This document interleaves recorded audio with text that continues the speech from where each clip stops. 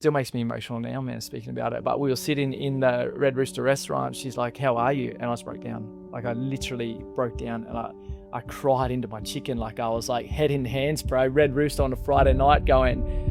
And it was just the realization that, man, I'm not good. I'm not good. You know, I am. To do an intro on you is not straightforward. You're multifaceted, your sports identity, a very successful business owner, ex-real estate owner. You've won 2 World Cups in touch football. Dan Withers, talk to me. Thanks, man. Thanks for being here. I'm excited to be here and have a yarn to you about all of that and some other stuff. I guess the journey you spoke about, you know, obviously like anyone, graduated from school, had no idea what I wanted to do. Like, honestly, you know, I speak a lot at schools now, and you know, my first message when I go in is, you know, for the students of today, you know, the question you always get asked when you're at that age is, what do you want to do with your life? I was one of those kids that honestly thought, I absolutely don't know. 3 of my brothers are electricians. My dad's an electrician, so I thought I'll just be an electrician. You know, and not one part of me wanted to be an electrician. So when I come out of school, worked a few jobs, pet shop, pizza delivery boy. And then I guess my first probably job where I started thinking about my career was in selling steel reinforcing, to be honest. It was my first full-time job. And then from that, I had an opportunity in real estate and went through that. And then on the side of that, I was also progressing in sport as well. So it was a pretty hectic time in my life, and yeah, went on to win 2 World Cups. And but the overarching theme of all of that, and you know, back then I was probably chasing success. I wanted to be successful, but now what's changed, and what I didn't realize then, I didn't actually want to be successful. I wanted to be happy. A lot of that pursuit of success was in trying to be the best version of myself, the happiest version of myself. And since then, over the years, I've learned a lot about what actually happiness is. And you know, there's a few common themes that we can speak about that kind of contributed to that success you just outlined. But it's definitely something I don't identify myself as. It is definitely, you know, roles I've played in my past, and I was fortunate enough to experience that success. But yeah, there's probably a lot deeper sort of meaning to what I do now and to life. You probably saw me jotting down in the book there. I wrote down the word success versus happiness.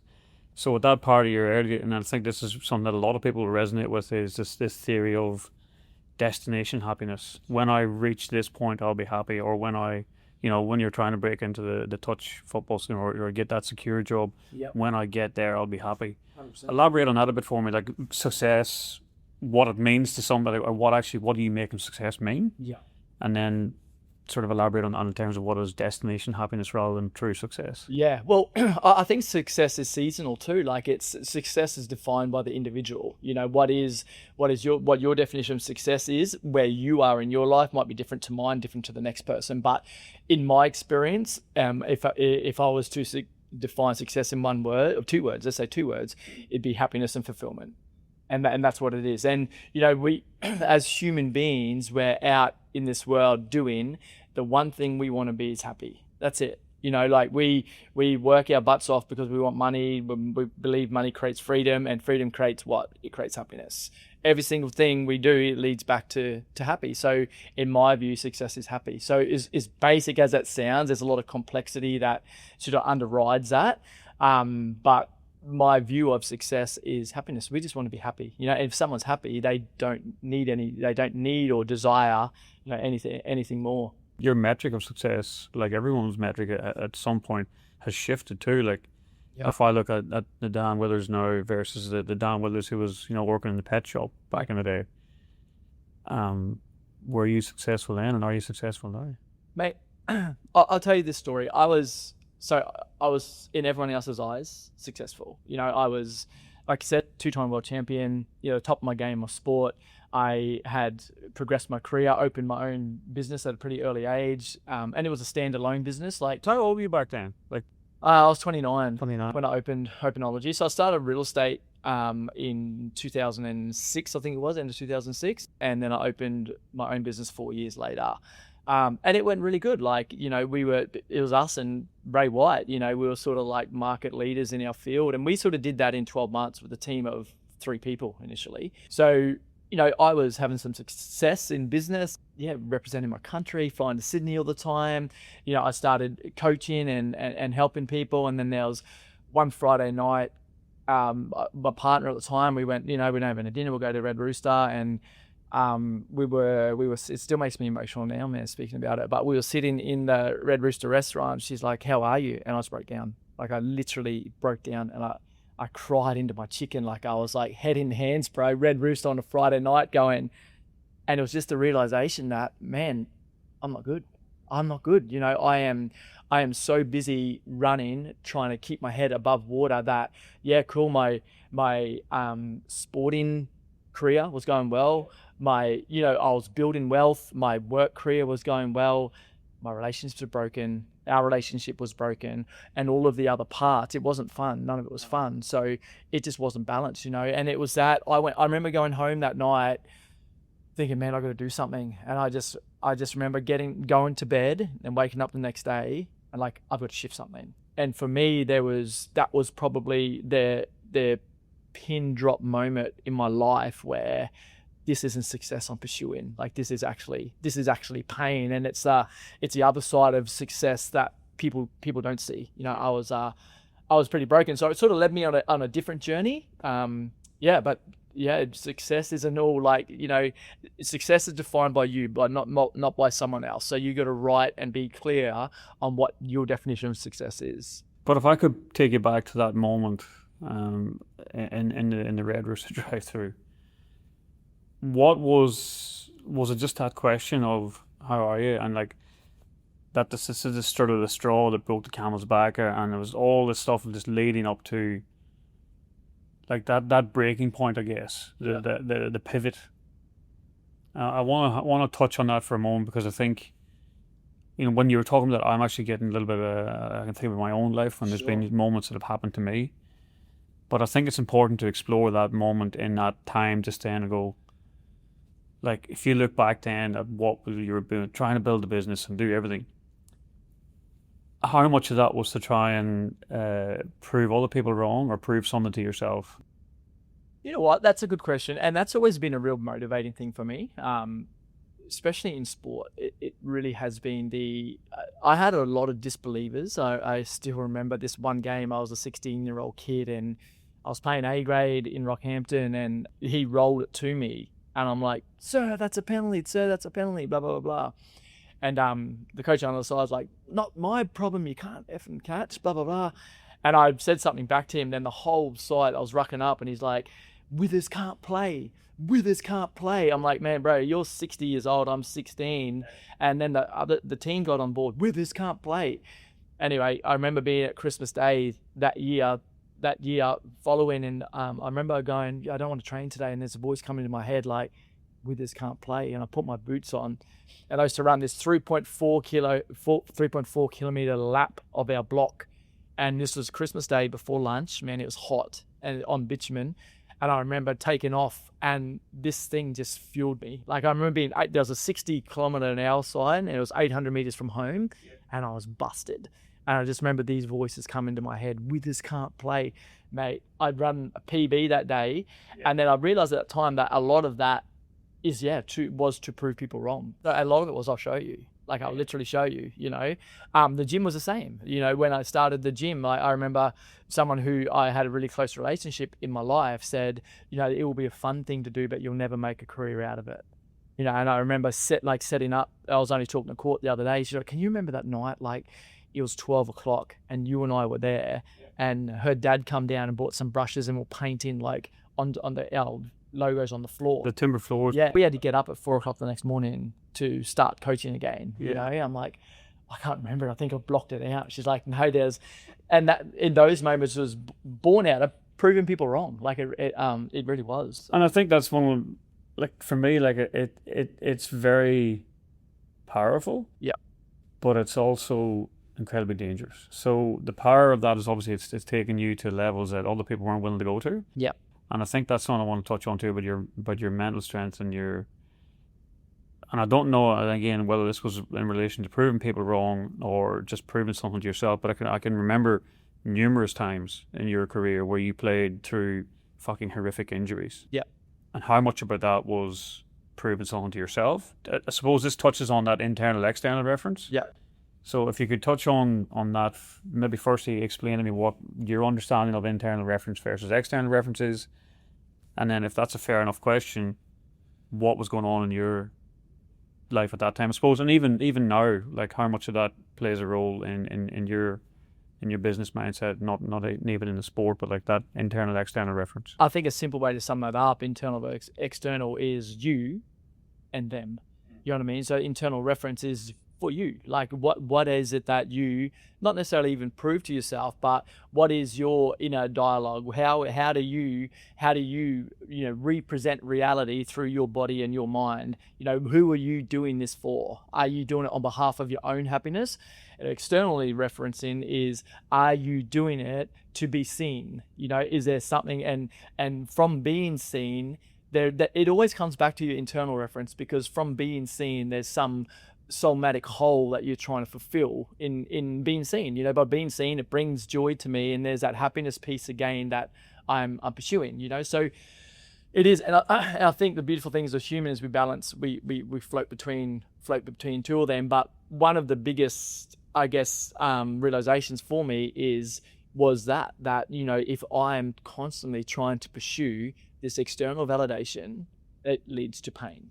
So it's being conscious enough to stand back from your life and actually go, how am I going? We talk about now, and in these days there's a big mental health shift, which is awesome, and that we have those days of are you okay days. And I spoke a couple of months ago, and I said, the question we shouldn't be asking, I mean, it's great to ask, is we shouldn't be asking once or twice a year, are you okay?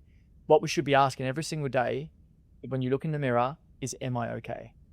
And if we ask that of ourselves, look in the man in the mirror, and you're asking yourself, am I actually okay? We can get to the point where we ask that, and then we answer that honestly. And then if the answer is no, then we go and seek whatever we need to help us. We abolish a lot of the issues that we're having now. Whereas, now it's like, are you okay? Are you okay? Well, the question is, mate, hang on, are you okay? Am I okay? And that's one thing I ask myself every single day. I have a process where I sit down in the morning, and it's called a feeler, where I go through my whole body and I ask, how am I going? And then what I'll do is sit there and I will name what I'm feeling in my body. I'll close my eyes, I'll take a breath, I'll go feel a little bit of tightness behind my eyes, and I'll scan my whole body, and I'll do that. And the reason for doing that, again, going back to Red Rooster on that Friday night, is I was a broken man. I wasn't okay. And it wasn't until my partner asked me that I had to self-reflect and internally go on a little bit of a journey. And I only scratched the surface, and I realized, oh my God, man, there's some shit in there that I'm just pushing aside and trying to be seen. And I think that is so powerful, because like at the end, this question of like asking yourself, looking in the mirror and going, am I okay? And I think you could relate to this, and I know certainly every single bloke I know, hands down, if they ask themselves that question, the truth would surface momentarily, and then they'd fucking bury it and just go, harden up, get on with it, like fucking stop. Yeah. Like I think that's part of that male conditioning, I suppose. It's not human nature, in my opinion, anyway. Where I want to pivot with that is you mentioned the word a minute ago, a semantic hole in and I think if I understand this correctly, and I'm going to get you to elaborate on it, it's like this goes back to before you could even verbally speak. Putting that back to the moment of reflection and looking in the mirror and going, am I okay? And taking again back to that moment at Red Rooster when you looked under the surface and you're like, there's a lot of shit here. Yeah. So for me, I'll only speak from my experience, but like for me, one of my somatic holes was my need to be seen. So it was like validation, feel I was validated. So I would go through the world and I would try and collect what I needed to fulfill that hole. For a lot of people who have trust issues and stuff, like you think of when you're breastfeeding, some people rise and evolve with the distrust for their environment, and it can be as simple as you're breastfeeding or mum's breastfeeding you, and then she takes you off the boob, and she's breastfeeding you, and she takes you off the boob, and she continually does that, and that creates a somatic hole. And now as adults, and we go out and we have this distrust for our environment.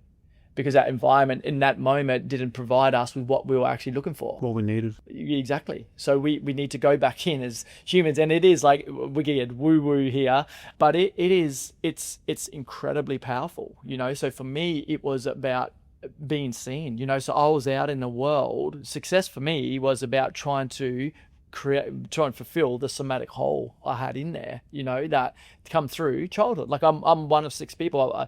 My mum and dad and my upbringing was the most beautiful thing in life, you know. But, you know, when you have, like, I see it with my kids, you know, and you would be the same, that your 100%. Attention's on one child, the other child wants attention, man. There's 6 of us battling for mum and dad's love. I'm a really kind of like sensitive guy in that regard. So I need a lot, you know, and I need a lot. And I didn't get it. My soul did not get exactly what I needed in that time. So then as I evolved into a teenager and adult, I went out and pursued that myself. And I did that, and then it hurt me badly. Which is the thing, like when you talk about it then, like we're both parents now. We got, you know, I got 3 kids, you got 2.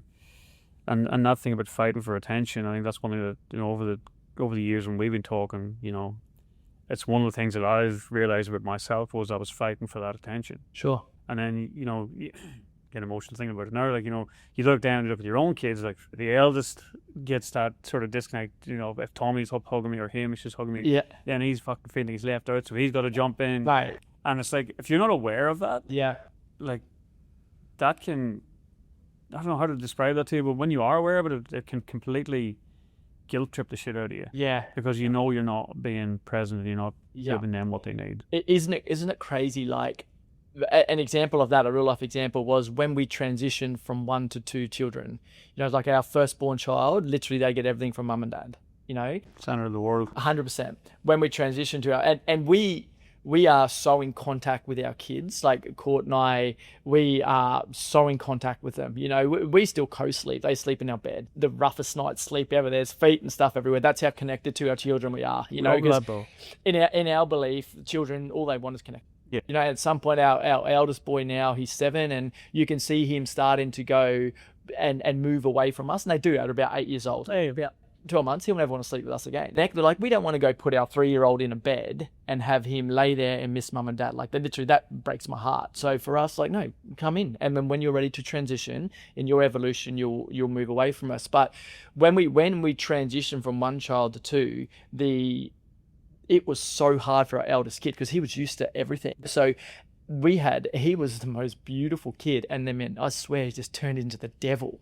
Like, we were like, our next door boy was like 3 weeks old, and he was walking up just going bang. I'm like, dude, and you're trying to like keep it together, but I'm like, man, anyone else hit my kid like that, and it's like, you know, it's game on. But and this went on and on and on and on. And then from our 2nd to 3rd child, the transition was way smoother. I used to sort of a little bit of divided attention, and it wasn't such a big step. But we all we seek is connection, right? And when we don't get that, you'll find it somewhere else. You know, trying to do homework with our eldest kid, with our little 4-year-old boy around, it's hopeless. And you can't do it. My goodness, man, it's actually quite a cool thing to sit back knowing what he's doing and witnessing what he's actually trying to do to get attention back on him, to get connected. Because he's floating around trying to win your... Mate, it's everything. Like behavior that he never ever does any other time. But it's just like, you know, what's important from a parent's perspective is understand that he's not being a naughty little 4-year-old boy.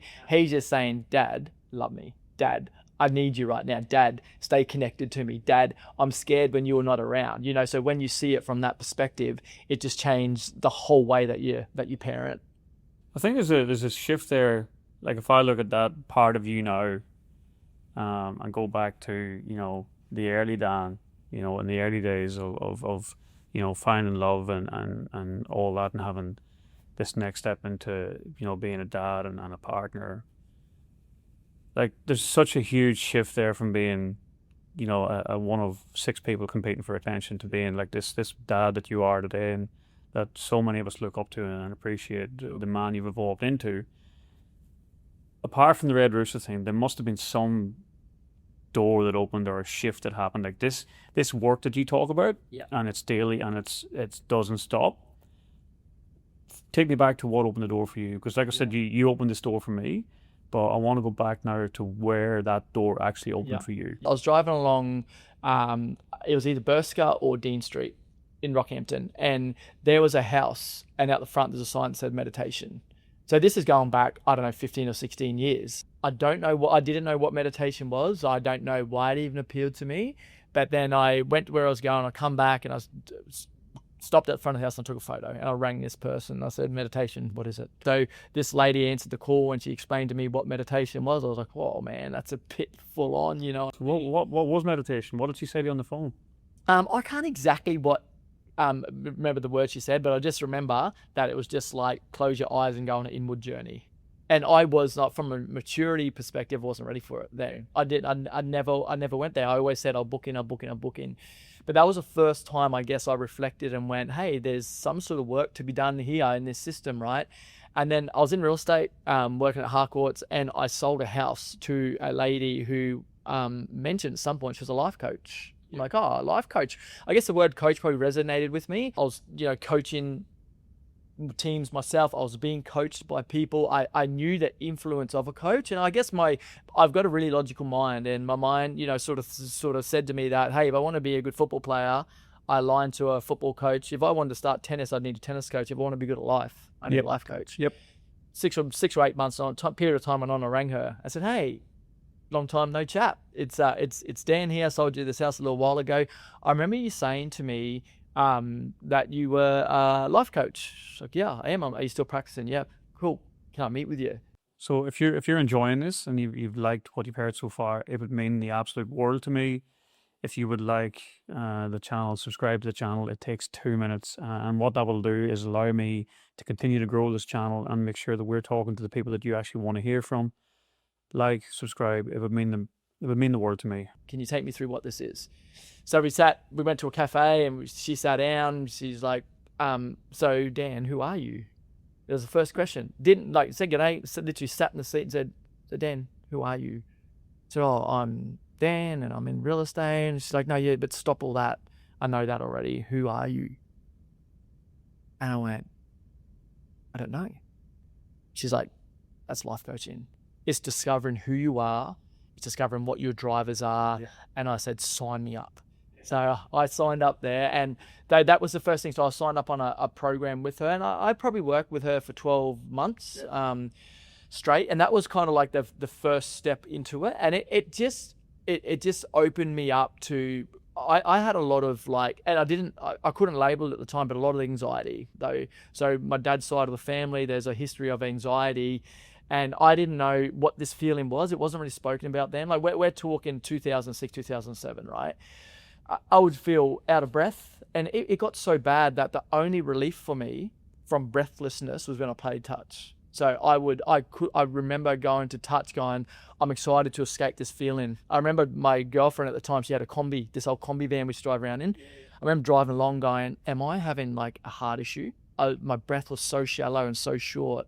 And when I look back a few years later, it was anxiety, man. So there was that, and I think that was the thing when my body just understood that there was something else. There's something that it needed, and that's where it come from. So I started working with the life coach, and it was beautiful, and it sort of just started. I understand it. Like the first thing I remember about that is we are here having this. We're a spiritual being, and we're here having this human experience that we label as life, and we're made up of three things: a mind, body, and emotion. And it just broke it down beautifully. And each of those three things controls how we feel at every moment in time. And that's out of all of the year I did with her, that's the one thing I take home, and it's still true today. And then naturally you start on a bit of a journey, So I started doing this thing. I used to get up every morning. I didn't tell my family. I didn't tell my partner at the time. I used to go to my rumpus room at 5 a.m. I used to go to gym at 5:30, and I used to do affirmations. I used to sit there and speak into the person that I wanted to become, right? And I used to do it with push-ups, sit-ups, and squats. And I would sit there and I would do my affirmations. I would speak about what I'm grateful for, and then I'd head out the door and I would go off the gym. And I was pretty hot-headed. And I just remember this time I was driving along with my brother, and he's hot-headed, man. He's real hot-headed. And this car, we're driving along the old near Brown Park. This car cut us off, right? And he was in the passenger seat. I was driving, and he went to reach for the horn. I whacked his hand away. No, don't. And he's like, but I'm like, man, they didn't set out an agenda to cut us off. And then I pulled up the next lights and thought, what the hell was that? Normally I'd be the one, I'm like, this shit's working. Give me more of it. So that was like, because I started so pessimistic of this work. Like literally, I used to sit there, my rumpus going, I am calm, I am happy, I am this. I'm thinking, what the fuck's this? Zero meaning behind it. Yeah, talking to this wall, and then in that moment, I'm like, hang on a sec, I actually just showed a little bit of emotional maturity. Yeah. This is actually working. So that's how the journey started. And then naturally I would then go and pursue my own seminars. So I'll go away by myself and do my own work. I would align with mentors that, that had the things that I was pursuing. I have this saying that success leaves clues, so I aligned with people who had then, again, the word success, whether that be the happiness I was pursuing or the outcomes in the career that I was pursuing. But then I would just pursue really high performers, mate. And then from there, I went down the path of a heap of like neurolinguistics programming, coaching, breath work, and a lot of different like healing and development methodologies. So then here we are now. Like I still use the stuff every single day, but it's just like you develop your big toolkit, and some days you need a clamp, and other days you need something else. And that's how I look at it now. This morning I woke up and I sat down on the couch and I did my breath, and I might wake up and go, I'm gonna do 330s, a breath. And this morning I did probably 315s because it's just what my body wanted, and then I did a couple of breath holds. And so it's about having all the tools in the bag and then taking what you need at the day. There's not one way to do something. That's part of the thing that I jotted down a couple of notes here when you were talking.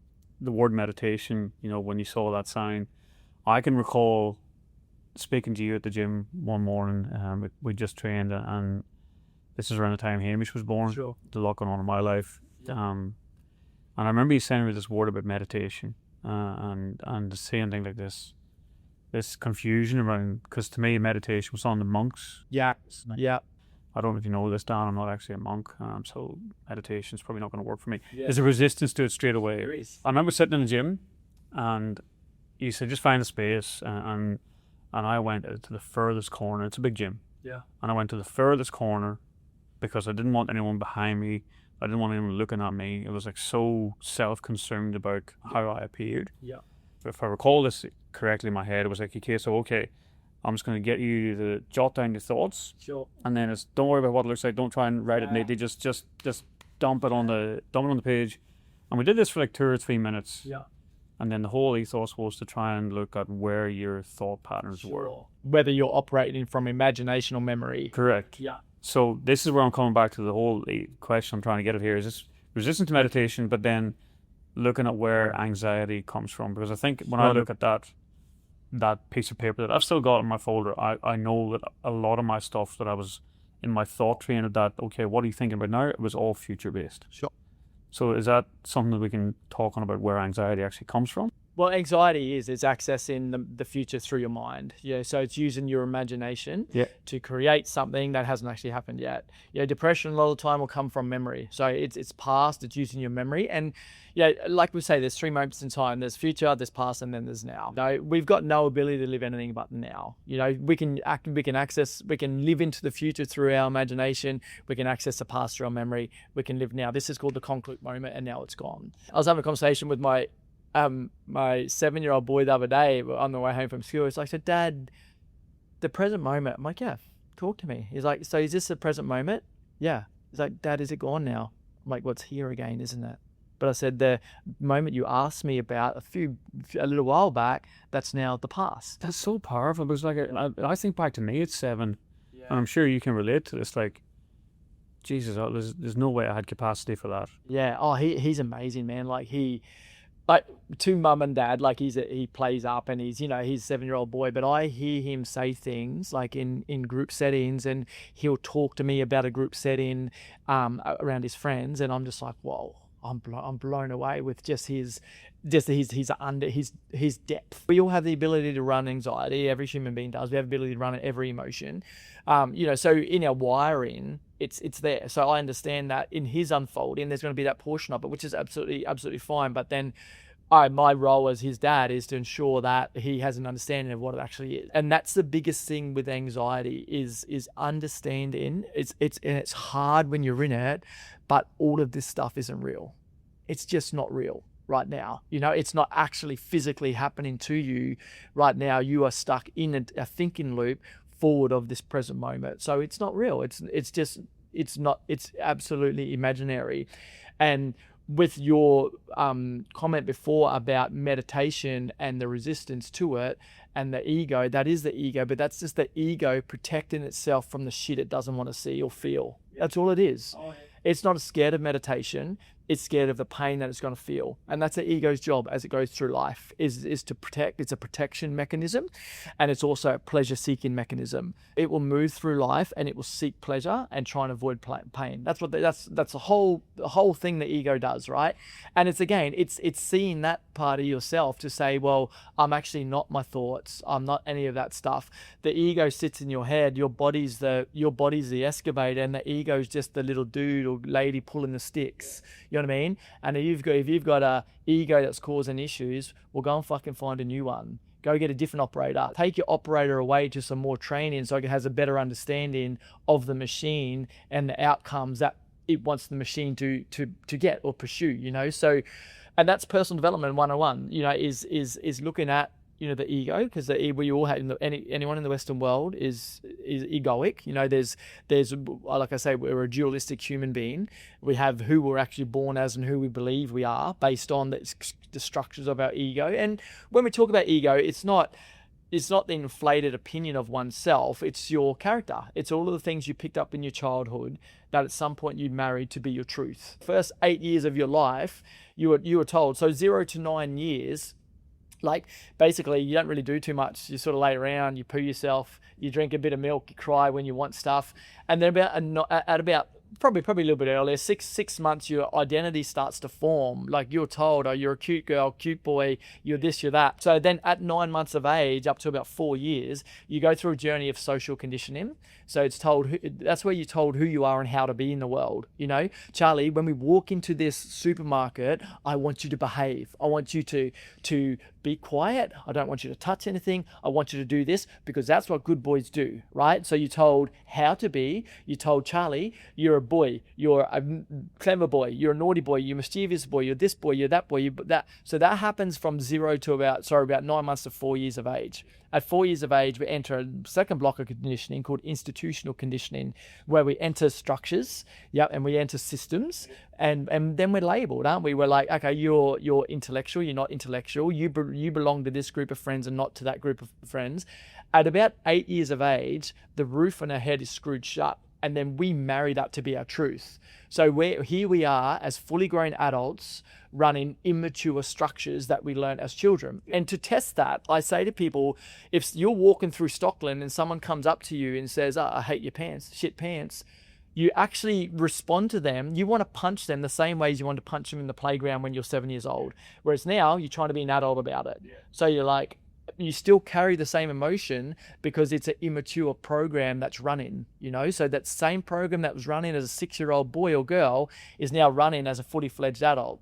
So we're all wounded children having this adult experience, so if we went back, if I said to you, Charlie, write me a 10-page story on who you are, you're just telling me about your first 8 years of life. You're telling me about all the structures and what you believe to be true about yourself. And the reason I always share this with people and with the groups I speak to is because anything that's in there that's unresourceful for you, it's not yours. You weren't born with it. You won't take it with you. You're born with your physical body. You'll die with your physical body. The shit in between that, it's nothing. It's just it's like getting a bad fucking Christmas present. If you don't like it, re-gift it, or keep the parts that are really good for you and then give the parts away. And the reason I say like a share is it gives people hope to say, this isn't actually me. It's just who I've been conditioned to be. And that's why we all have our own unique view of reality. Because this is something like that, and again, coming back to my experience through the coaching we've done, and that theory there about, these things that you've inherited or you've been conditioned to believe, like one of the things that we touch on in our early conversation, and it still comes up for me today, and even in real estate now, what I'm doing, and, recently buying into the business and all the fucking judgment. But the judgment comes from, and I'll speak to my mind here about how It's how I want people to think of me. Sure.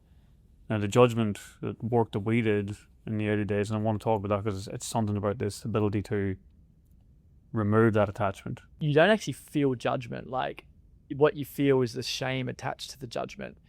So when you dissect judgment, like I'll give you this example, right? You're walking through your house at 4 a.m. this morning, you trip over on the floor, you go, fuck, that hurt. You get up, you shake off, and you just get on with it. You get on with your day. And then this afternoon, 4 p.m., you're going to Stockland to get yourself some dinner, to get your family some dinner. You're walking through Woolworths and it's packed, and you trip over the same way you tripped over in your hallway. Then you open your eyes and there's 100 people laughing at you. What's happened here is you've tripped over. But what you're feeling is the shame attached to their judgment. So they're judging you, you're stupid, blah, blah, blah. You're not feeling their judgment. You're feeling the shame attached to it. Yeah. So what I'd say with judgment is to understand what you're actually feeling. And that is not the actual judgment itself. It's the S word, which is the shame you feel around the judgment, or the perceived shame that you've attached to judgment, right? So it's leaning into that boat to go, what is it that I'm actually, what is the actual issue with this judgment? And generally you'll find that it's fear or it's shame. And what's the fear? Again, it might come back through a somatic hole of acceptance. So our fear is, if I go and do this and let's say I'm successful, people are going to be like, because the old tall poppy syndrome, I don't like this guy anymore because he's successful. So now you're not accepted.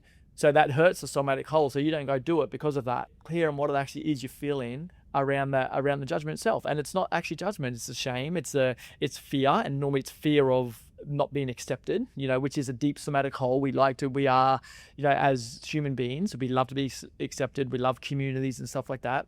So it's that, so it is working through that. But judgment is such an intriguing thing. Like, it's a one thing that holds, I would say, 90% of people back in life. Even for me, and all these years later, it's something that I've got to be, so conscious of, and one of the ways to overcome that, like, it's quite easy. I've spoke to you a couple of weeks ago about some of the silly stuff I do, but if you're scared of judgment, post on Instagram, or go to Instagram, post something and never look at who likes it. Go on it. This Friday, post on Instagram, don't turn your phone on till Monday, because everyone goes, who's liked it, refresh, who's liked it, clicked on the likes, who's liked it, oh, they've liked it. To first-hand experiences, is then it's like, oh, they liked it, but it's like, oh shit, they didn't like it. They didn't like it. And then how much meaning you put on that, like, And then there goes that imaginary story that you're making up about it. Yeah, that's not true. And now I feel anxious about posting and all this. There's this shitstorm going on inside. None of it's true. Absolutely none of it's true. So, yeah, judgment is such an intriguing topic, man, and it is, you've got to work out what it is you're actually feeling, what it is you're actually feeling, and then with everything like like shame and fear, there's an antidote to that as well. To be able to move through that, there's things you can do if you are feeling those things, but it is just like, we said off air before that slowing down speeds you up. Slowing down and feeling those things speeds up everything else, because while you're stuck in that loop cycle, that anxiety loop cycle, whatever it is, you're not productive, you're not present, you're not anything, so by slowing down, taking a step back, feeling what you're feeling, seeing it for what it actually is, it frees you from all that, so then you can move forward with way more clarity. I know, but one of the things that, again, we'll come back to about mentorship, and I know you've had other mentors, and myself personally, I'm working with a couple of coaches over the last few years. But I want to ask this question about this thing about the loop and everything. But when you get right into that, then even that thought process is so much about your structures and your conditioning. Like, if I was to sit here and go, okay, well, go back to when I started real estate and the judgment around that, and even when you're trying to analyze it and go, well, what am I feeling? One of the tools I use, and one of the tools I coach, so it's inner world versus outer world. You know what I mean? So you're in life, and if you imagine you're standing in the middle and there's two circles around you, the closest circle to you is your inner world. Yeah. And in that world, there's about 10 or 12 people. Then there's another big circle, and the rest of the people, the rest of the billions of people in the world, they're out there. So what's important with things like judgment and trying to bypass the structures of the ego is to get really clear on that. If you are feeling judged, you have that anchor you come back to go, okay, where's the judgment coming from? Is it coming from the inner world or outer world? Now, my inner world is made up of people that, God forbid, it never happens to me. But if something happened to me, let's say I had an accident and I was going to pass, who would come to my bedside in the last 2 days of life? Yeah. Who would be there? To me, realistically, that's who I'm fucking doing this life for. And everyone else, I'm not. You know, that's what I'm doing. That's what I'm doing everything for. I heard that analogy is like the raining funeral. Sure. Because I heard this thing, I don't know if it's true. I mean, probably a lot of it's just hypothetically made up. But it's like that analogy that if on the day of your funeral, if it's raining, like 28% of the people who you thought would be there just won't come because it's raining. 100%, man. 100%. You know, isn't that scary? It is scary. So who the fuck are you doing it? Yeah, well, it's not scary. It's real. Oh, yeah, that's correct. It's not even scary. Yeah, it's not scary. It's real and it's true. And as long as you lean into that, you know, and for me, it's a big one. Like those 10 or 12 or 15 people that come to my bedside, their opinions matter. Their judgments probably really do matter to me. The other billions of people, they fucking don't. Yeah. They just really don't. You know, unless I let them worry me, you know. So having that distinguished line in the sand to say, are they in my inner world or not? Because at the end of the day, like last year I had a little bit of conflict with someone and I just end up bringing them saying, you know what, bro, one day we're both going to be fucking dead and this will not matter. It won't matter. It won't. History in 2 days will turn its page twice. It won't even matter in 2 fucking days. He's like, you know what, we're right.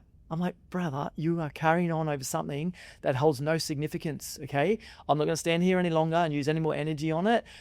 You know, what? No one's done any wrong here. You just disagree with me and I disagree with you, and that's fine. You just get on with it, you know? And like life's just full of that, you know? And so it's just like I said, I've got a really logical mind, you know, and with judgment, going back to judgment, it's just distinguishing who it is you're actually doing this for and being conscious of whose opinions actually fucking matter. And the other thing is making your inner world super tight. You know, like as you move through life, your inner world will change. Someone's in my inner world, but they're playing up. So I open the door and I fucking kick them out. They're gone. And then someone's banging on the glass and you'll say, okay, I might let you in. And then you let them in. You say, welcome. Sit quietly, be supportive, or you'll be fucked up as well. So it's making those that distinguished line in the sand. Who's your inner world? Who's your outer world? The outer world is always going to fucking judge. People generally in the world today, majority of people are quite unhappy in themselves, right? That's just a reality, unfortunate reality. That's why I'm here doing this work because that actually hurts me pretty badly. But you've got to understand that they are unhappy and pain. When you come from a painful spot, you create pain in others, you know. But you don't allow them. You know, they're going to judge you the same way they judge everyone else in the world. How important is that to consciously make that decision? If someone like Dan Martell, one of the fellows I work with, he has a saying. He says, "Your network is your net worth." You're not here to help me. You're not in the inner world. To make that conscious decision to remove them, and then how you do that. You've got to be true to yourself and true to your values. Now, if it's something you don't value, well, just don't do it. And if you're something that you don't value and continually doing it, you're just going down the path of pain. You know, so it's when that pain of doing something or associating with someone that you don't want to associate with, when that pain becomes greater, then actually having a conversation with someone to say, no, I'm not going to come. Yeah. Is only when it will change, you know. So one of the things a strategy I use is future pacing. You know, if I continue this behavior or if I continue operating in this network group, where am I going to be in 5 minutes from now? Probably nothing will change. 5 months from now, 5 years from now, 20 years from now, and then I'll take myself to that spot. So if I continue what I'm doing for 20 years from now, where am I going to be? Yeah. And reality is, for some people, they might be fucking dead. They might be in whatever. So you take your brain there because your brain is hardwired to run from pain as well. The ego protects you from pain. So once you go there and you use your imagination, so that's where we use our imagination to be resourceful for us. We future pace it. We sit in it like we actually sit in there and we feel what we're feeling. And then the brain goes, oh, no way. The body, the nervous system doesn't want that. So then it will make the change, you know? So like for me, like I know personally, my network's really small. Like I'm just not interested in, like I don't drink, and people were like, oh, you don't drink. When did you go sober? I'm like, it wasn't a choice to go sober.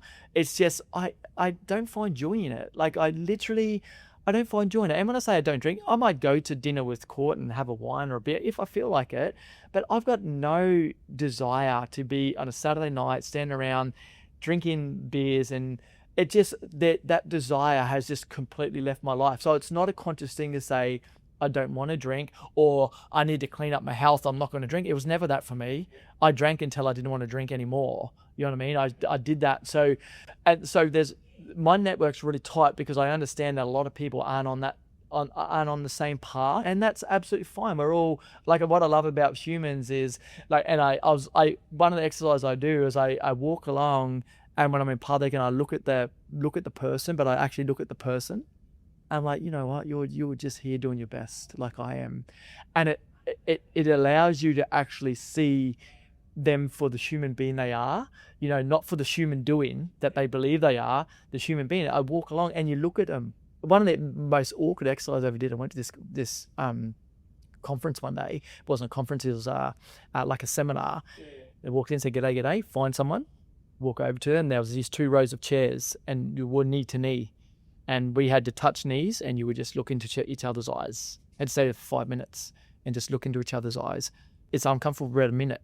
And then you actually see this, and you can see this person for the human being they actually were. You see right through everything, right?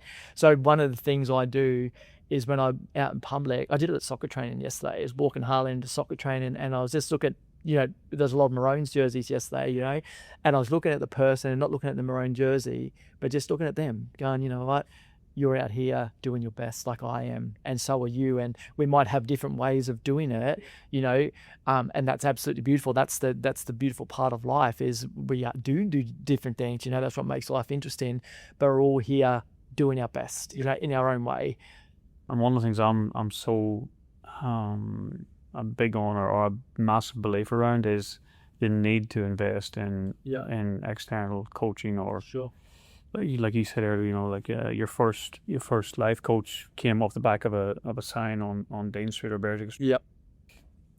Mentoring and that, like if I, for someone who's listening to this, you know, if only one person listens to this and they decide to take an action to seek a mentor, or I want you to talk me through that. Like, what does that look like? And as you grow, the levels change. You know, it's the same old analogy that what got you to here won't get you to where you need to be or where you want to go. Yeah.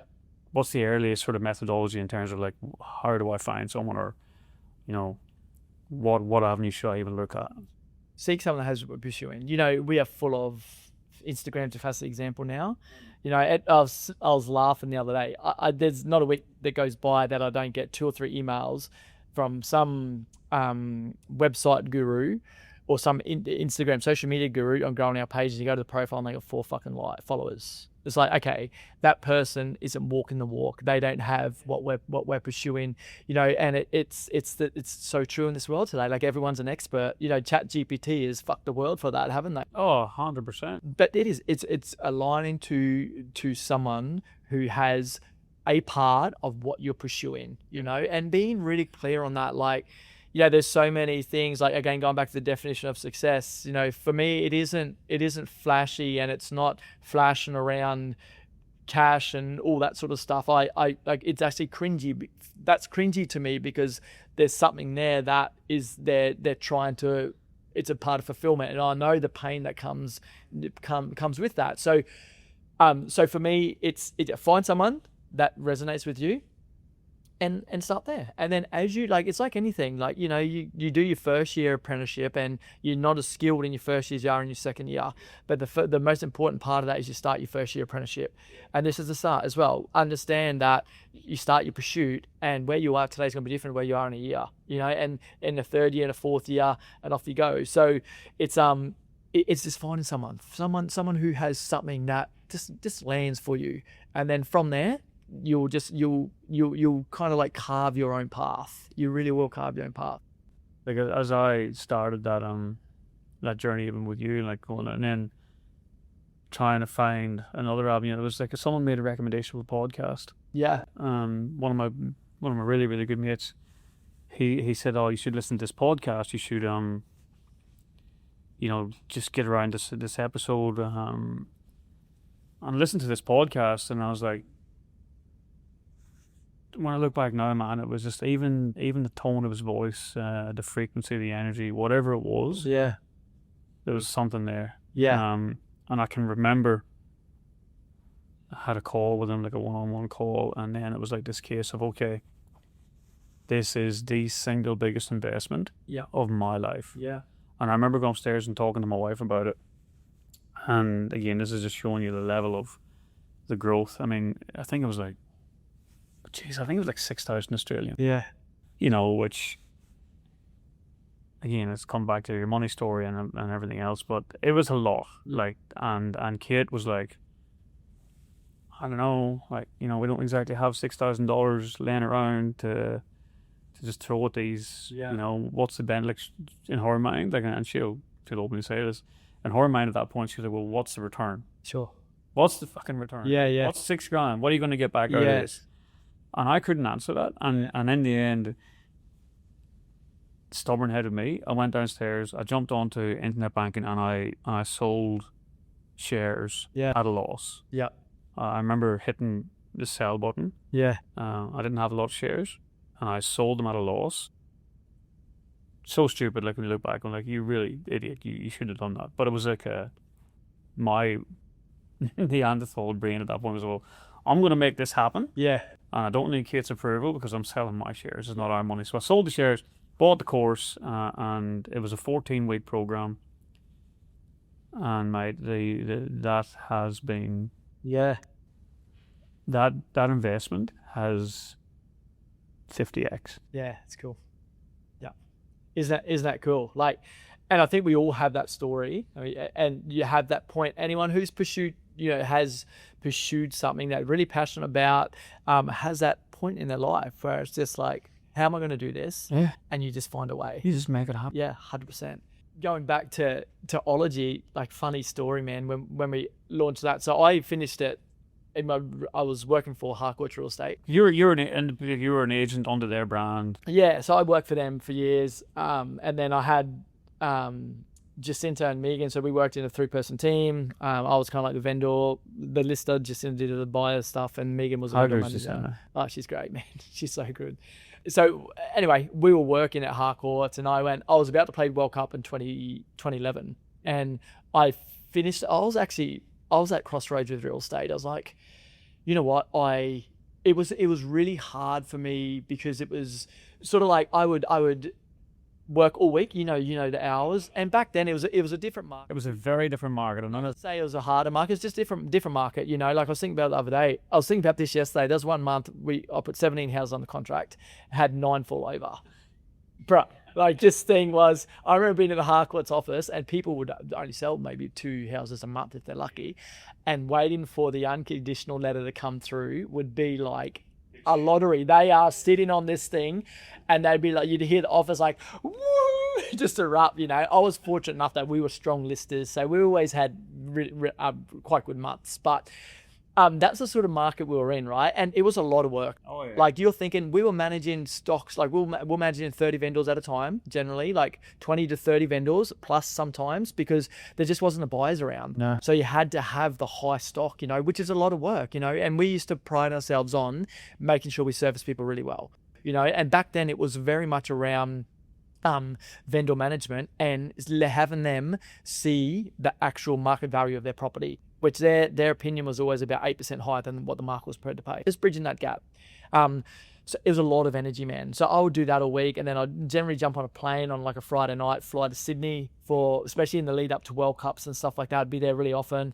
And then I never had a connected flight back to Rocky. So then I would have to fly to Brisbane on the Sunday night, stay there, back Monday. And I did this for ages, man. And I would come off the training park, you know, in between, like you're putting your body through the ringer.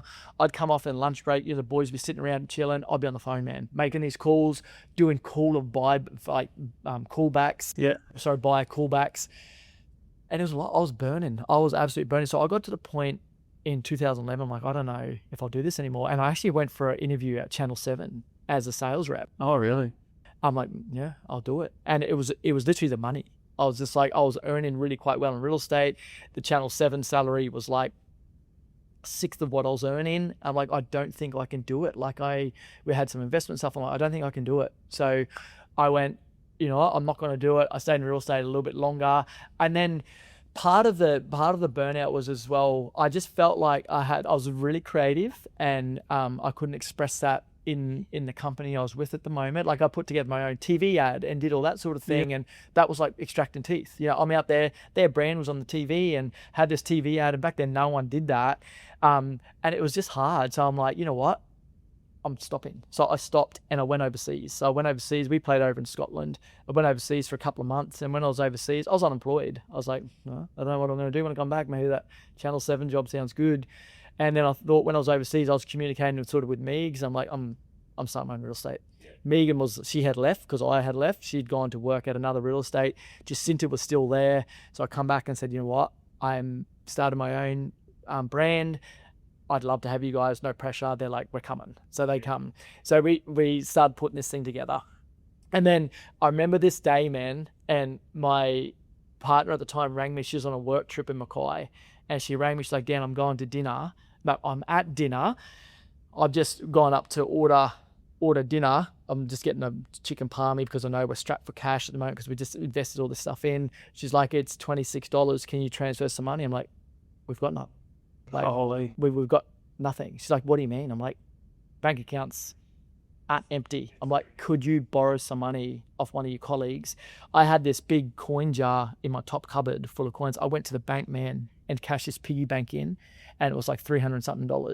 Like we were all in on this thing. I remember sitting there, and it was, I think it was Melbourne Cup Day in 2011, and the doors opened, and in my head I thought like, this is going to be like Apple iPhones. There's going to be people lying down the street. You unlock the doors like, man, there's no one here, eh? I remember sitting there thinking, I got two options here. Single fucking swing. Yep. You know, and to me, that was like, off we went. So then 2 weeks in, I've never borrowed money for business. I rang mum and dad and said, can I borrow $3,000? I needed to pay Jacinta and Megs their first wage. And I said, but you know what? This is like, we opened in November. I said, I'll get it back to you by Christmas time. And then we started, like, I was just out there, man, hunting listings. And we started really, really quickly. I remember bringing mum and dad then going, it's all good. I'm gonna have that money back to you. I remember the money coming in. I was like, damn, this is paid off really, really quickly. But there was that moment in time again, whereas, man, my partner couldn't afford dinner because we were just like all in on this thing. People obviously only see, it's like anyone who's being successful in whatever successful is like, but they don't see the nitty gritty at the start. No, they don't. Shit show that you're actually in. Yeah. And man, I can relate to that so clearly. Yeah. Like, you know, I mean, you know, my story about, you know, coming to Australia with nothing. 100%. Absolutely fucking nothing. Yep. You know, borrowing $200 off a friend in Perth just to get me on a flight to Newman to work on a job. But here's the thing. At that point when your back's against the wall. Yep. And it's like fucking sink or swim. Yep. What was the defining, like, what do you think? Like, was it this history in sport that we don't lose? Yeah. That mentality, that grit? Or was it just a thorough belief in your own capacity? Yeah, I think both of those things. I think sport was a big one for me.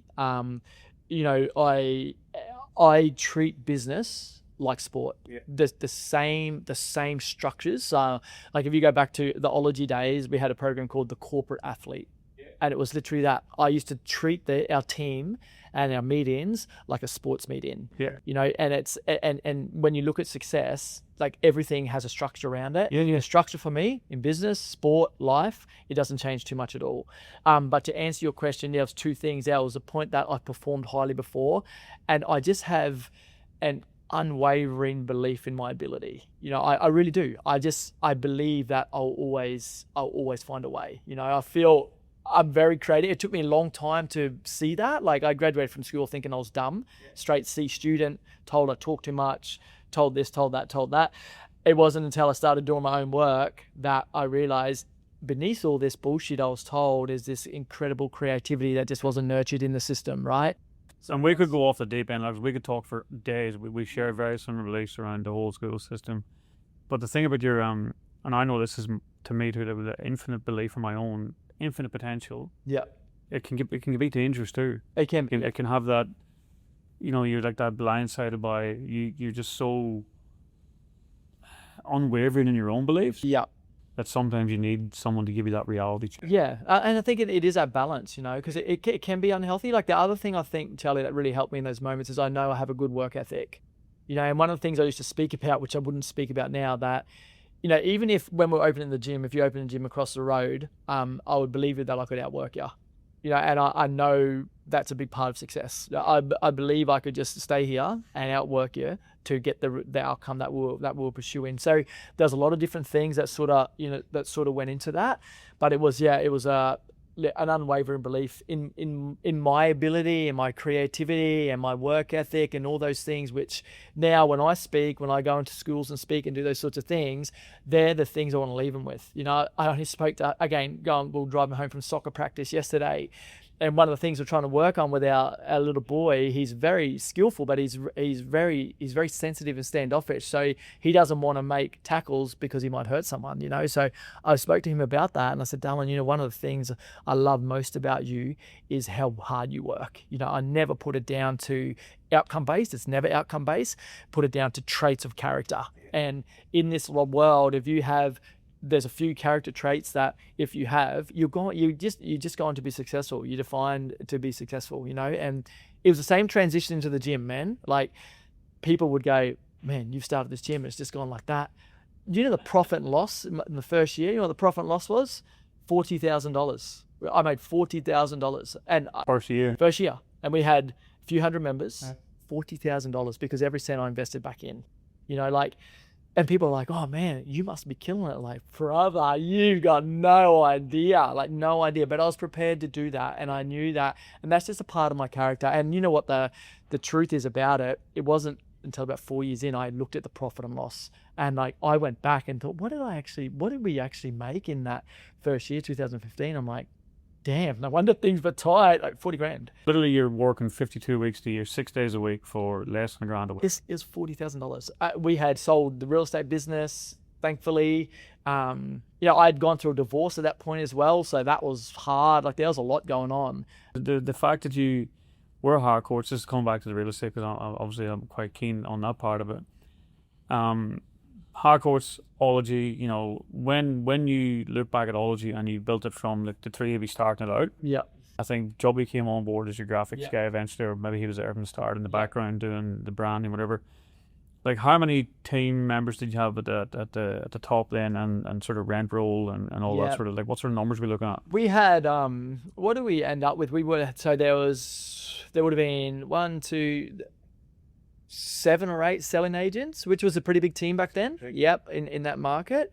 I think maybe 3 in property management. And then we had Jubbo doing all the graphic design, videography, all that sort of stuff. And then we had an administrator on the front desk doing all that sort of thing. So we grew into a pretty reasonable team. Yeah, because I didn't know you back in those days, but I can remember the old Saturday morning bulletin, the blue pages. Yeah. Always remember that branding. Yeah.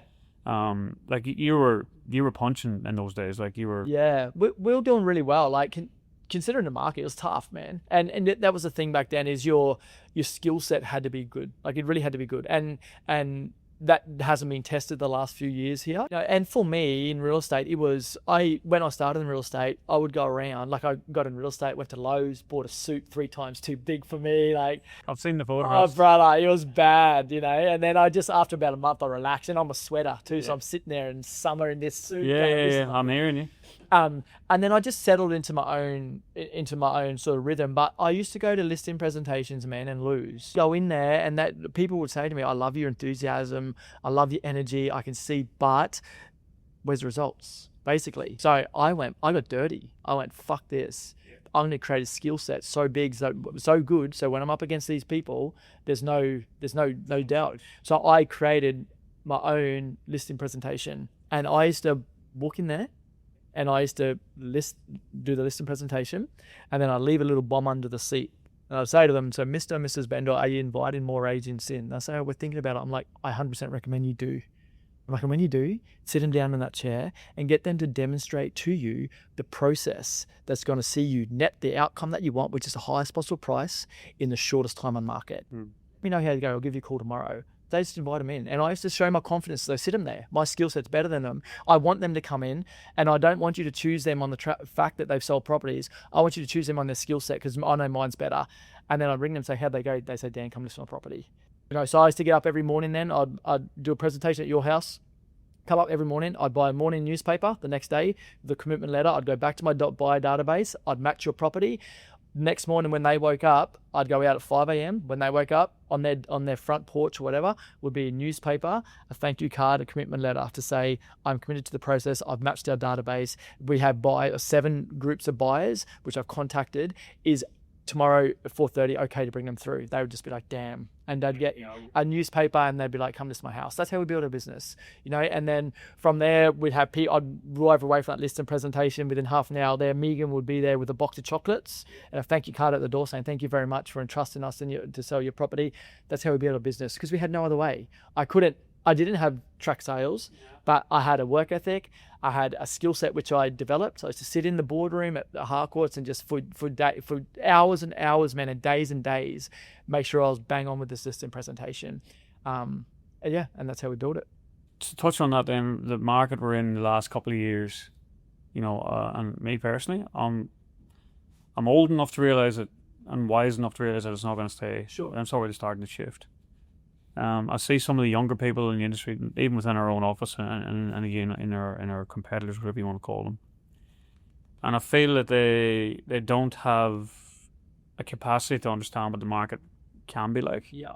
And then, as a business owner, you're looking at those people going, well, how can I develop them? And am I wasting energy on trying to get people to elevate themselves?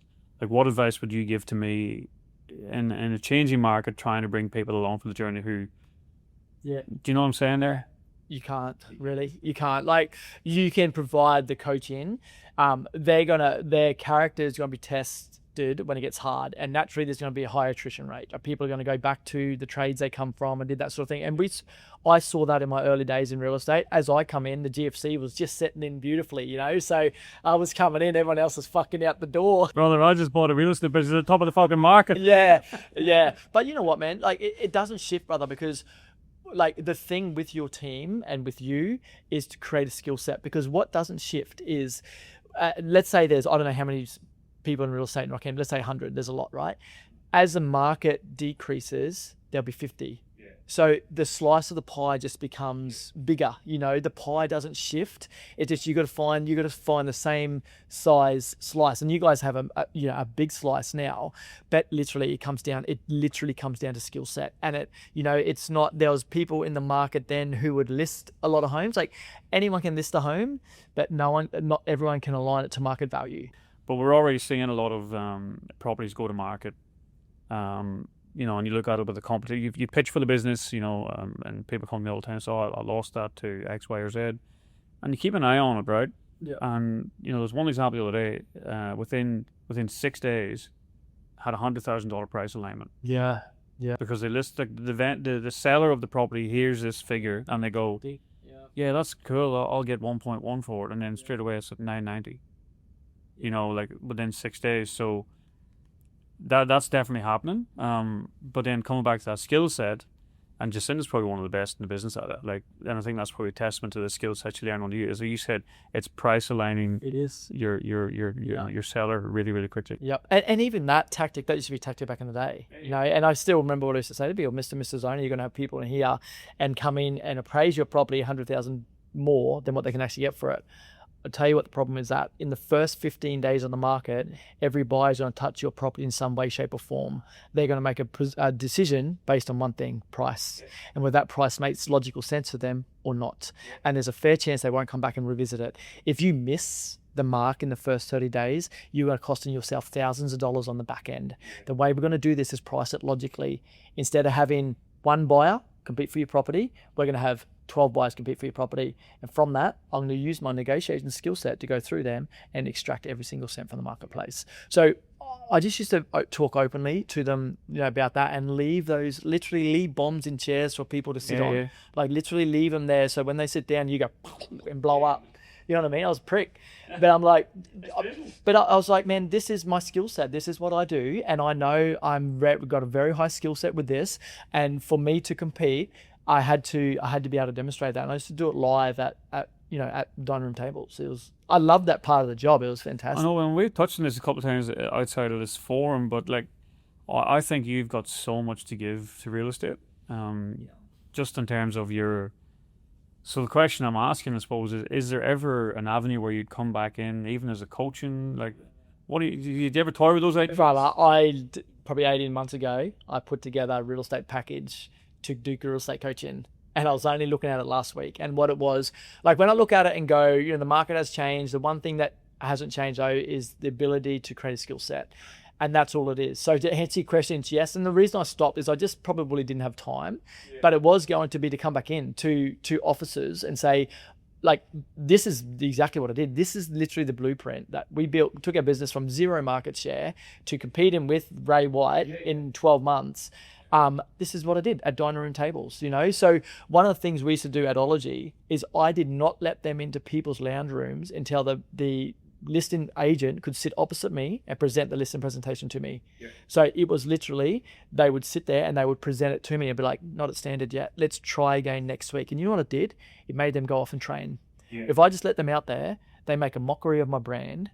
The attachment to my brand from the consumer has dropped, and they're out there doing 2 parts of fuck all because they're not getting any success. So for me, it was like, let's get the quality up. No, look, that was pretty good, but when you explain the sales process thing, Charlie, it didn't really make sense. Here's what we want to do there. This is the outcome.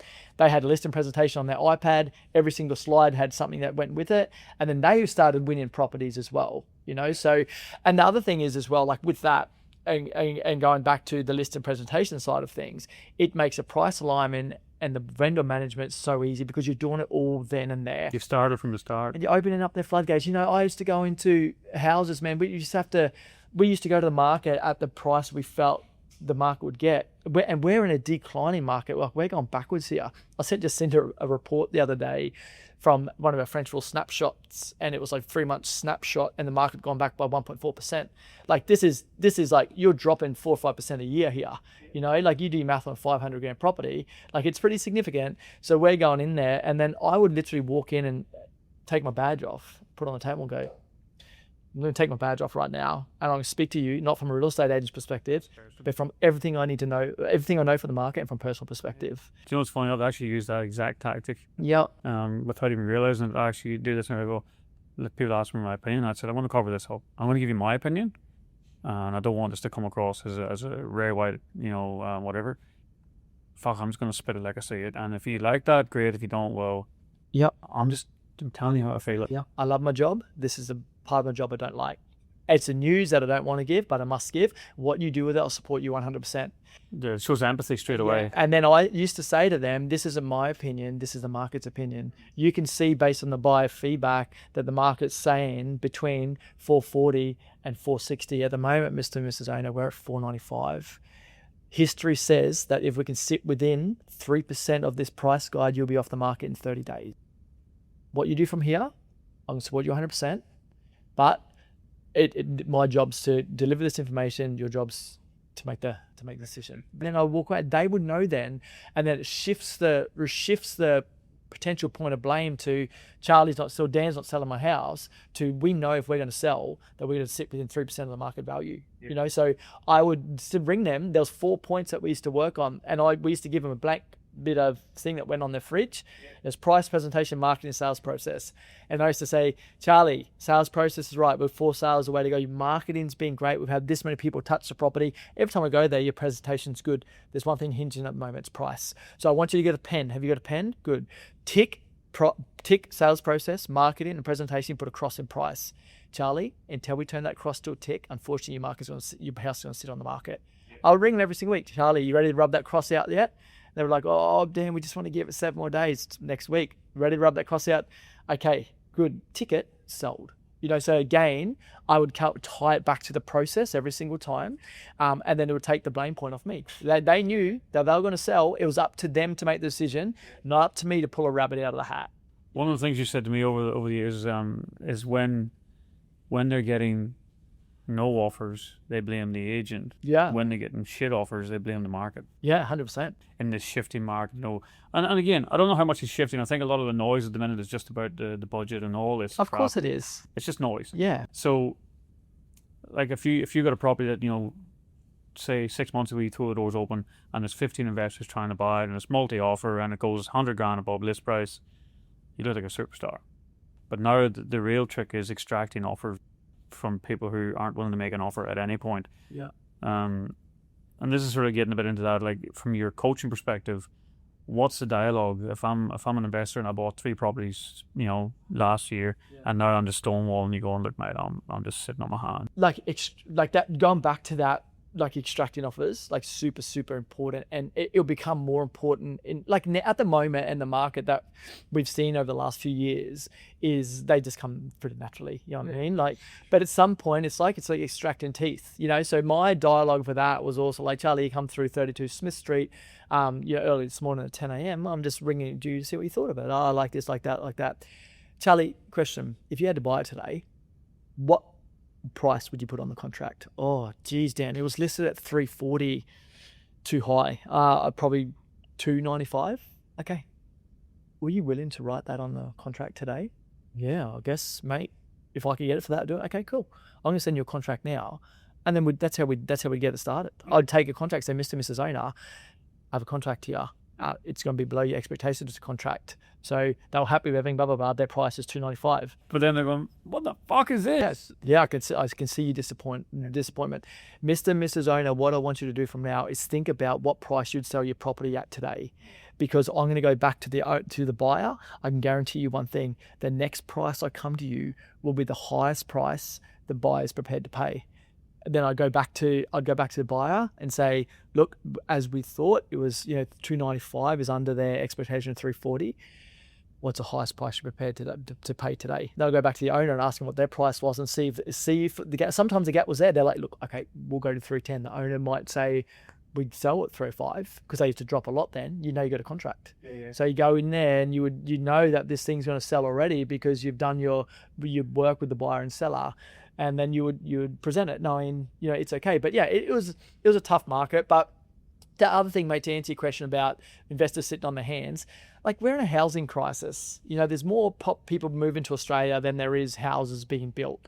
Like, we're in a housing crisis. We're like, sure, there's people living in tents at the moment, and that's a heartbreaking part of the reality we're in, but the pressure on the housing market is at an all-time high, and it's going to stay at an all-time high. So sure, history says that prices will move. It has to. If you go back through history, it's done this the whole time, but what it's done from here to here is always gone up. But along the way, it's done this, and it's going to do that. It has to do that, So yeah, but the thing in real estate now that's going to be more important than ever is a skill set. If you don't have a skill set, you're going back to whatever job you did beforehand because you're going to get chewed up and spat out. So going back to your team, what you should focus on is a skill set. Like, they need to be highly skilled operators, man. They need to walk in, and when they walk out, they only go, man, Ray White is sharp. Yeah, Ray White is sharp. Absolutely. Yep. So that basically that further part of that, I just think, whether you do or don't come back into real estate in terms of coaching. Yeah. I just think there's so many. I know we would. We've had you speak to our team at events before, but yeah, I just think you got so much to give in that, and I'd love to see it personally. Yeah, I think you know what, mate. It's for me, and this is where VidaFit was born out of as well. I love to help people. Like, literally, I love to help people. And so for me in real estate, if I was to come back in, it's literally that. And even going back to VidaFit and not looking at a profit and loss for 4 years, like, that was proof that I didn't fucking care. I just wanted to help people, provide the best environment. And I've always been like that. So now, any sort of coaching, I've always just loved coaching. I've always helped people. One of the biggest things I hate in life seeing is people in pain.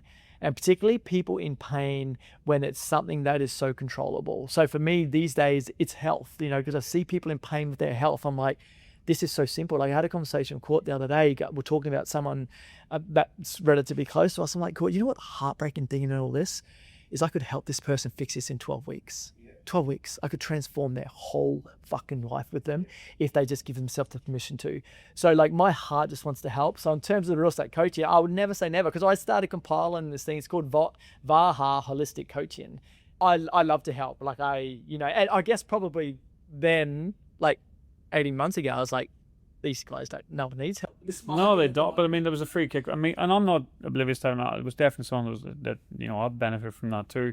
Like getting into the market when I did, 4.5 years ago, it just kept going up. To be really honest about it, but I want to touch on that thing you said about helping people, because I think this is something we haven't talked about today, but is the VidaFit overhaul. And I've been a benefactor of that. Yeah. That person you just touched on about if you just give themselves 12 weeks. Yeah. Two things. What is the number one thing that stops people from just giving themselves permission to change? Mm. And then the second part of that is the overhaul and how powerful it's been. Like, I've seen some people in this town just absolutely transform their lives. Yeah. Purely through committing to that program. Yeah, man. I'm so proud of that program, bro.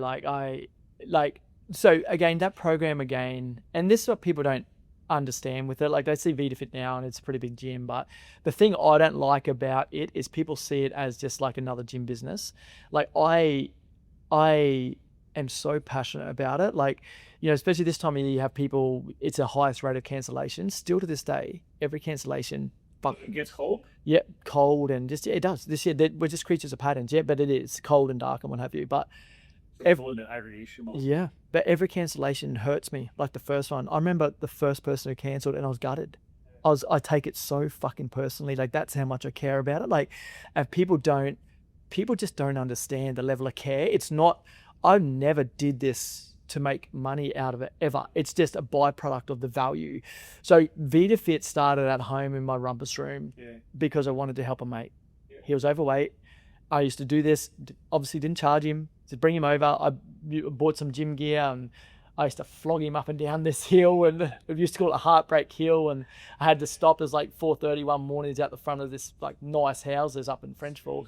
I'm like, brother, spew, but do it quietly. Anyway, we've come a long way since then. But then that's how it was born, like from that first person. Then I started with a life fit transformation of 3 people, and then 7 people, and then bang, off we went. And like those first few, there was no, I didn't charge a fee for it. It was just like out of the willingness to help, because I knew that how transformative some of these structures had been in my life. Yep. I want to help, and that's literally, I attack it with the same passion today, like as that. And you are right. Like, to answer your question about why are they scared to start, man, it's still an answer I'm searching for, and it's a thing that baffles me most, because like, the reality of it is, people know, yourself, you feel at your best when you get up and you move your body, your day's better, you're a better dad, you're a better business person, you're a better leader, you're a better everything, you feel better because of that. And so what my internal dialogue is, why the fuck do people stop then? And the only thing, and this breaks my heart, I can think of is in their conditioning, they don't feel they're worthy of it. Self-worth. It's self-worth, man. They don't think they're worthy of, a fit and able body, a clear and consciously available mind, and they just go back. They just go back to these patterns, and honestly, man, it breaks me. It's like, it really hurts me. If there's one thing that you could say to people like who've tuned into this, or even snippets of it, like what's Dan Withers' message today? What's the one thing that you would love for people to hear? Yep. So that they could heal and move on. What is that? Yeah. Sometimes, like, if you're listening to this and inside you, there's a pull for more, whether that be in your career, in your relationships, in your health, or what have you. Listen to that pull. And sometimes starting your journey is the most overwhelming path. And it's kind of like, you don't have to see the end to start. It's like, if you have a destination that you believe to be true right now, so you have a destination that you want to clean up your health, or you want to start a business, or whatever it is, and you're sort of like, I don't know how to do it all. Well, you don't have to know. So it's kind of like you're walking through a forest, and in the distance is the end destination, but that end destination is covered by fog and mist and you can't quite see it. But you know that there's a stepping stone in front of you, and if you're just courageous enough to take that step and step on that stepping stone, that you're going to be a little bit closer. And then as you step on that stepping stone, you're going to see another stepping stone in front of you, and you're going to take that next action. And when you start taking those, walking towards that, you'll find that as you get closer to where you're meant to be, the fog will start to lift and you'll start to see what it is you're pursuing in the distance. So my message would be that don't worry about having all the pieces of the puzzle, man. I've started 3 companies now. I still don't have pieces of the puzzle. I still, every single day, I'm on the path of the stepping stone. But one thing I do is say to myself, don't let overwhelm stop you from taking the next step.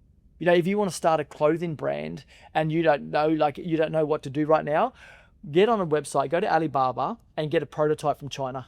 Or go buy something from Lorna Jane and send it over to China and say, can you make this? That's your first step.